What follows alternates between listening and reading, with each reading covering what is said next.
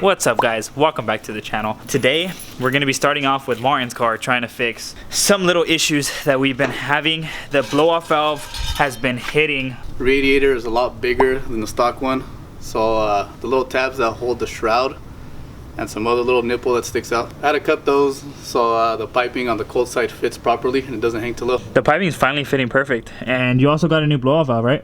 Had to replace that loud ass one that's louder than your Tomy exhaust. Yeah, it sounded good on idle, but when you drive it, it's just I wish we recorded it. I mean, obviously from the first videos it showed. Alright, so back to the garage. Martin spent how much on that supercharger kit? More than you can afford, pal. Exactly. So instead of me trying to afford a full supercharger kit or turbo kit for my car, I thought, why not buy an engine that can support easily 700 to 800 horsepower stock block that is half the price of it, and you can easily swap it in and still get Martin with full interior, 4 doors, and actual headlights on the car. You guys are probably thinking two options, either an LS or a 2JZ. You guys are all wrong, because a 2JZ costs like $35,000 to $4,000 for a 2JZ GTE VVTi. Now that I ruled out those two, you guys are thinking, what the hell did he get? K-Series, hell yeah. K-Series, a Ford Barra. A VQ? Fuck, who the fuck would want a VQ? I don't want trombones every time I start my car, bro. Eden hasn't even seen this motor up close. Ready, Martin? Recording the motor without revealing it. We did it, boys. We finally got a 1JZ for the IS300. Not for us. Full. You know what? That's actually a worse motor than the VQ. Fight me. You guys are probably wondering, why did I go with a 1JZ over, let's say, a 2JZ, or even boosting my car? For you guys that really aren't knowledgeable on the GE VVTi 2JZ motors, those handle, I would say, about reliably 350 to 400. People say 400 to 450, but if you're gonna be dailing it, always abusing it, it's not gonna handle that much. And it's just because the rods are really skinny, they have higher compression, and the piston heads are different. The block and the crank are essentially the same, and the heads I'm pretty sure can handle. I mean, they're aluminum just like the VVTi model. But with that being said, I didn't want to turbo a car and spend $2,000 on a CX Racing turbo kit, which is already one of the cheaper options, and blow it up. I decided might as well get a 1JZ. It's way cheaper than the 2JZ. Surprisingly handles close to the same amount of power, and it is a smaller displacement motor. It's a 2.5 liter instead of a 3.0, and most of the wiring just bolts straight up to the IS300, because this is from a Toyota Crown, a JZX 171,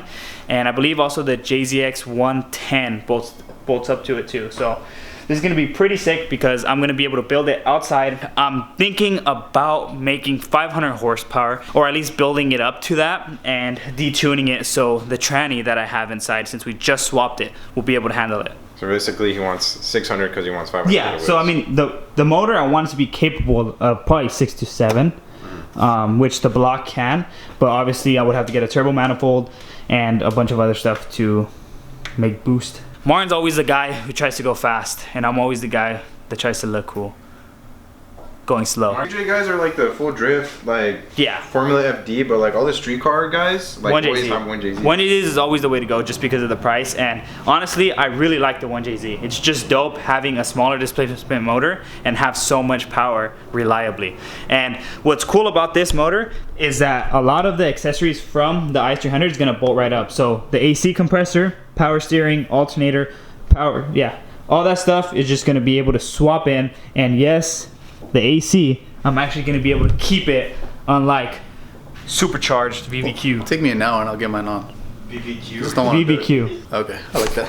First thing, buy it, downpipe. I'm super stoked for it, dude. We're going to be boosted boys. It's going to be cool. Except for you. What?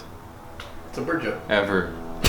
Most of the wiring bolts up. So from what I know, there's going to be a couple options. Either using the 1JZ harness with the IS300 ECU and just having an adapter, or have the pinouts changed, because just some little things like the AC and other things are going to be different, or run the ECUs in parallel. So pretty much have the IS300 ECU controlling some things and then the 1JZ ECU controlling others. And after talking to Jeremiah, he thinks that we should just use one ECU. It's going to be a lot cooler, and since this motor never came in the US, it is OBD1, and it's obviously not going to be emissions legal because it's an older motor.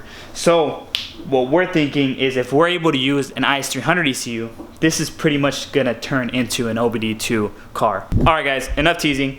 We're going to be putting this back in the corner till next week, till we start the official teardown, and we're going to be heading to Eden's house to change the scenery a bit and install some car parts on his car. One last clip. Sounds really good, dude. What do you think? Much better. Hey, why are we revealing too many things today, bro? Oh yeah, I got a G37 coupe. It is automatic, but it's a daily, so I don't really care. I want to gap Eden so bad, because knowing that his car will have no chance. I don't think any of our cars will have a chance against this thing. He knows we're bad influences on him. He doesn't want to.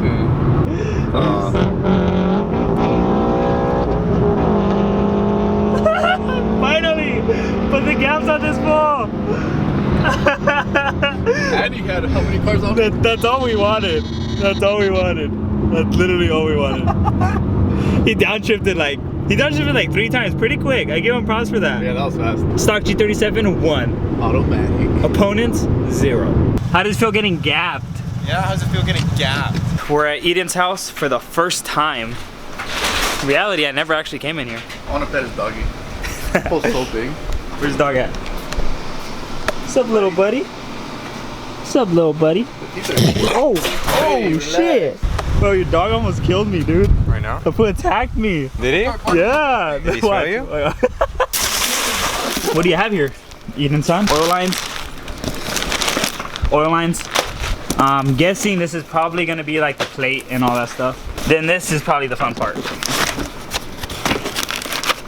Ooh, it's black. This is how I want my intercooler. Oh, this thing's sick. I really want a black intercooler from Mishimoto. Those things look so sick. I actually haven't seen the crash bar without it. This thing's sick, dude. You didn't say the oil filter is easy to take off. Try it. This is easy. Alright, fast forward. Fast forward? Nah. We're gonna record the whole process. So here we got a center punch. So what this helps, drill bit or the self-tapper doesn't start to move on you while you're drilling or self-tapping. So you give a couple taps and it puts an indent. Tiny little hole. Yeah, so that's good. This guy can just go in there.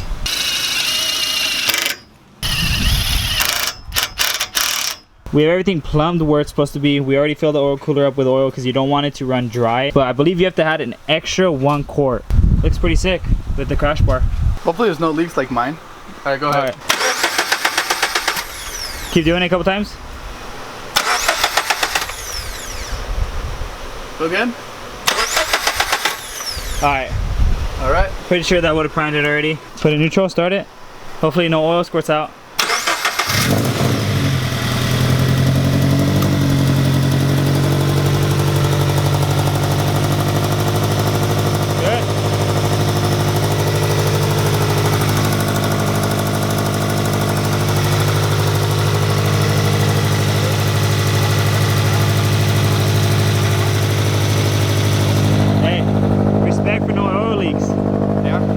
That shit looks really sick, huh? God, I can't wait for that black intercooler, Martin. Now we got black drive. intercooler.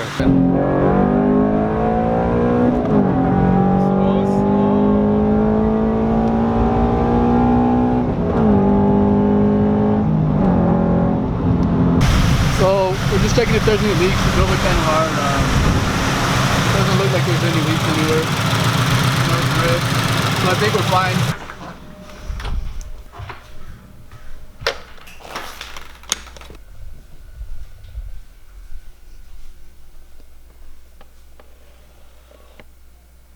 Alright guys, we're back at my house and this is pretty much where we're going to be leaving off for today's video. All I knew was that I wanted to reveal the 1JZ for you guys, and Eden has been wanting for us to help him work on his car for quite a while, so I told him we'll head over to his house and help him knock it out. I'm super excited. I can't stop thinking about it. I just literally want to rip it apart, and I haven't revealed it yet. I've had it for about a week now. That reminds me, I haven't even told you guys how I got it. So last Sunday, I was talking to Martin while we were driving to LA to go pick up an Altezza trunk for the IS. And I was thinking about whether I should paint the car or 1J swap it. And I was just thinking about content overall for you guys. What's that, dude? I was thinking about content overall for you guys, and paint is literally just one video, and I'm spending the same amount of money as I would swapping it. So I was like, you know what, with all the money I've been saving up for paint, I think I'm just gonna be putting a 1J in there. It's gonna be super sick, and I know you guys aren't gonna be upset because my car is 3 different colors. When you guys see the 1JZ in there with 500 horsepower, it's gonna be sick.